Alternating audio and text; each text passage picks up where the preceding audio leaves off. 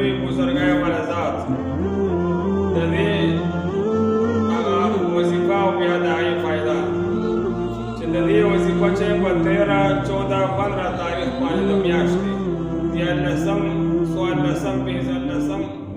د میاشتې چې کوم تاریخ هغې باندې روژه ونیسي او چې افطاري وکړي د هغې نه بعد دا قانون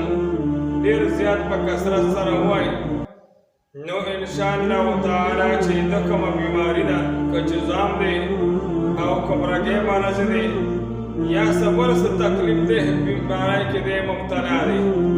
الله تعالی به انشاءالله تعالی د دې بیماری او د مرض نه دله شفا ورکړي دی به الله شفایاب وګرځوي چې څوک د دې وظیفه کوي